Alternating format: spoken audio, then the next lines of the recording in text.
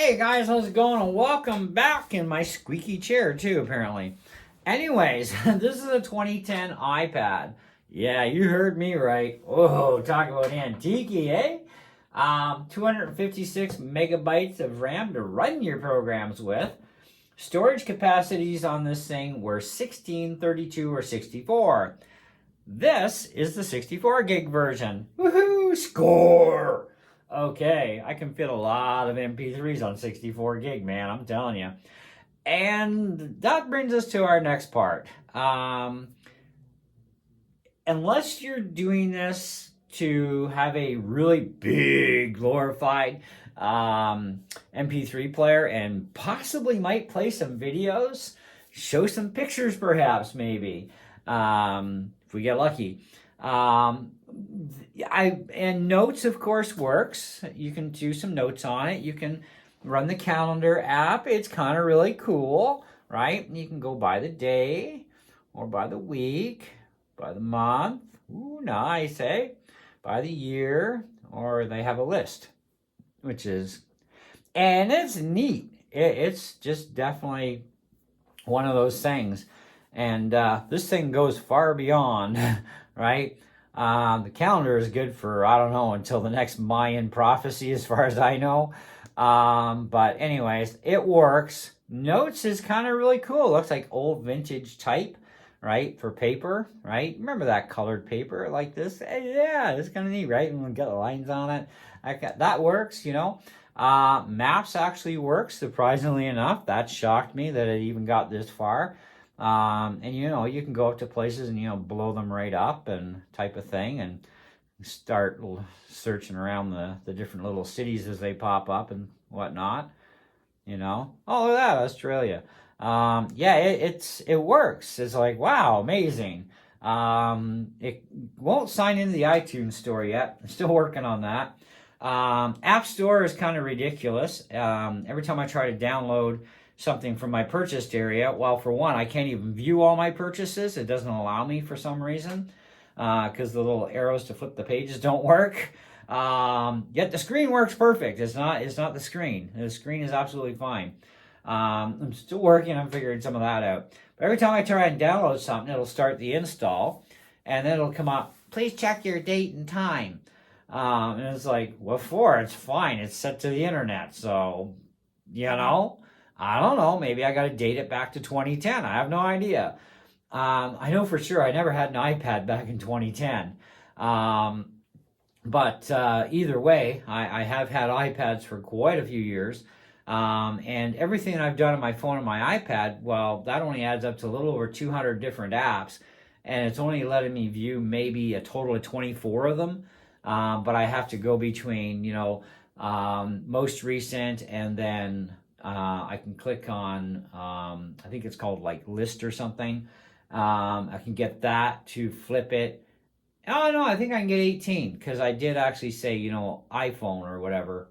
But anyway, it won't let me access any of the others, which are the important ones that I want to try and download, right? Like, I want to see if I can get an old version of OnSong to work on this thing, right? Because I can get a backdated version, but I don't think they had OnSong in 2010, so that's probably not going to work anyhow, right?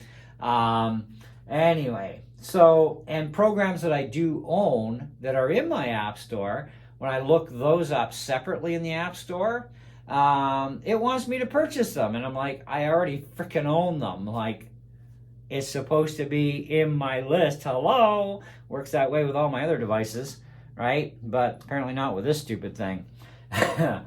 It is a beautiful display though, but no cameras in this thing, which really sucks. Shame on Apple. We had cameras in, like, even, I think the first, correct me if I'm wrong, but didn't the very first iPhones even have cameras? This thing, no cameras at all. And it's an iPad, right? It's not a cheap device, right? But, well, it is now. I only paid 25 bucks. And that brings us to our next little point in this video, is a program called Imzing. Now, what Imzing is a program where you can do a lot of maintenance on your phones and your iPads, and every device you plug in, it scans and compiles into a list, You can do things like reinstalling, updating. There's an options area, exporting data, managing apps, transfer to another device, restore backup, main backup, quick transfers, detect spyware, all that sort of neat little fun. But it also gives you some other info on the battery area. And it says that our battery health is at 90%, and we have 88 cycles on this thing. Its battery's designed maximum charge capability is 6,500 milliamp, though it is locked out at an effective max charge by Apple at 5,836 milliamp. Okay, it is currently at a charge state of 5,724, because they don't allow you to charge this thing to an actual 100%. Although you can unplug the cable and it'll probably say 100%, but it's not 100%. And it's kind of, I guess, a little safety measure for the lithium cell that's in there. But considering $25, and I was kind of worried, am I going to have to buy a battery for this? And I went looking them up, and I finally found one that'll work on this thing on Amazon. I'm like, I ain't paying that for a friggin' battery. This thing can rot. You know, I'll leave it plugged in all the time first. You know, just go in, rip out the old battery, and just run it off that power, if it will. That's another idea. Will it? I don't know. Maybe it has to find the battery in there. I haven't tried that part yet. But it is still a neat little machine nonetheless. And for $25, honestly, guys, I really couldn't say no to it. I did him and haw, because my first thought, it's like $25. And then I flip this thing around, and I'm like, oh, 64 gigs? And so anyways, I know the guy really well at the pawn shop there. And I said, I'm going to go for a smoke before I get stupid. I really got to think this thing through. Is this going to be worth it for YouTube and worth it for me to even have an MP3 player, right? It's not like I can't play MP3s off my computers and my phone or my other iPads, you know. It's just like, this would be something for a dedicated little thing. But I also wanted to check out a piece of old tech at the same time. And I know that if I was to buy this off Marketplace, some weirdo would probably try and charge $100 for this thing. And there's no way I'm giving up that kind of cash. I mean, I paid $100 for an iPad Air from the pawn shop, which is this one. And it's got cameras, it's thin, it's sexy, it's newer. Has iOS 12, and it still surfs the internet and downloads from the App Store without any hassles. That was $100, which I think I paid a little much, but it does have a brand new battery. Then I got this one from them, which is a Mini 2, and I got this thing, same thing, iOS 12 is my limit, but it still runs a lot of programs without any hassles. Yeah, it had a brand new battery too, and I paid $50. So $25 for this old piece of technology here. I thought, you know what? It's not bad. It's a gamble, but maybe I can make some use out of this thing. And I kind of wondered, you know, considering its age, what is it usable for? Well, apparently not a whole hell of a lot. Okay, but it does have the calendar, which is a bonus. I don't like paper stuff. I don't like, you know, calendars hanging off the wall. Chord charts for guitar is one thing, but not a calendar. Forget it. You know, notes, well, I don't really even take notes for anything anyways, but it's there if I wanted to, right? But you can't even give this to a kid and say, here you go, Junior, have fun with this, because there's no games that I can get on this thing even yet. And the Game Center doesn't even work right. So, yeah. And the lack of programs that they gave you back in the day, this is kind of like disgusting in a sense, right? But, you know, and to try and get stuff to download. I watched a video on YouTube where the guy says, well, whatever programs you want to put on that may work, right? Because you can get older versions, right? Because that's an automatic thing. I've run into that lots where Apple's like, we can't give you this, but we can give you an older version. And it's like, sure, I'm okay with that. I'm fine with an old version of the software. If it's going to work, fine. Right? So far I can't even get my App Store to do that, but I also cannot even access my 200 and some programs that are on my App Store, right? And I am connected with the same Apple ID, which is very important, blah, blah, blah, you know how it works. And so this guy did the video, and I should have looked at the date of the video when he was doing this, because I'm probably thinking it was a way older video, because that is not going to happen anymore. Every time you try and do something, it makes like it's going to do it for you, and then it says, oh, we ran into an error. Please check your date and time, and blah, blah, blah. And I'm like, it's fine. It's on internet date and time, and we're listed as being in Ottawa, even though we don't live in Ottawa. It's the same time zone, right? So, and I am in Canada, blah, blah, blah, blah, blah, you know. So anyways, that's not working out. So we're going to have to figure out some workarounds. I may have to call in some help for this one.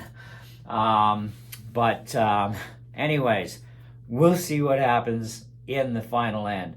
When I figure this thing out, I will do another video to let you guys know what actually happened with this thing. But the way I'm looking at it from this point of view, I'm thinking, if you want to do this as a glorified MP3 player, fantastic. It's definitely going to work, okay? But you need iTunes on your computer. So on a newer Mac, ain't going to happen. You're going to need either a Windows computer, even a modern day one will work, because you can get iTunes for Windows 11. It'll work. Or your other option is an older Mac that has iTunes on it, and you can get all your MP3 collection onto this thing that way, okay? There ain't no airdrop on this baby. Okay, videos, I'm not sure how that's going to work. I'm not even going to probably even bother with trying videos on it, but maybe I'll throw one on there somehow. I don't know. We'll definitely get back to you. But at least things like the notes, the calendars, the maps works. I mean, I was impressed. Look at that. It actually works, you know. This actually blew my mind, because this is like working flawlessly so far. But then again, we haven't tried to search specifically yet, so we're not quite sure 100% on maps. We know the cellular won't work. It's not going to go on cellular anymore. We know the internet is kabashti on this thing pretty well. So it doesn't have a lot of usefulness to it, right? So you have to be buying this thing for knowing what you're getting into. The other thing too is, when I initially tried to sign into this thing, it forbids you to even bypass Wi-Fi connection. And I'm like, what? You got to be kidding me. I can say I don't have internet on other Apple devices and it's fine. What's wrong with this? And this is an antique. Well, apparently the antique ruled. So I had to wait till I got home. I had to connect up to an older router that I have in the house that's hooked in for older antique devices. Like those two other iPads I have, they have to be on an older internet router. They can't be on a gigabit router with Wi-Fi, because they won't connect. Security won't allow it. Even though they actually still surf the internet fine and I can watch YouTube on them. This ain't going to happen. But at least it will connect to an older Wi-Fi router, and that's fine, but you can have limited stuff, I guess. But I'm thinking the Wi-Fi was a waste of time, to be honest. But yeah, it's a little picky that way. So you're going to have a Wi-Fi connection to even set the thing up. And I've even done my own system restore on this, because I actually ended up having to do that. It's like, what? Like, I couldn't even get it to sign in with my Apple ID. And it's like, but it hasn't been signed into. It wasn't signed out of. It was just reset by whoever. It should be fine. Well, I don't know what went wrong, but I did a full reset on it, and then I signed in with my Apple ID, and it comes up and it says, okay, new device, here's your 6-digit code. This is how it has to be typed in. That took me like way too many tries of this way and that way and the other way. And then as soon as I reset the iPad and did it, it was fine. You know, I still had to put the code in with my password, but it finally accepted it. So I was like, thank goodness, because I needed access to my app store. Anyways, which turned out to be nothing but trouble anyhow, and failing to do his job. So we'll come back to this, but in the meantime, this is what I got for you.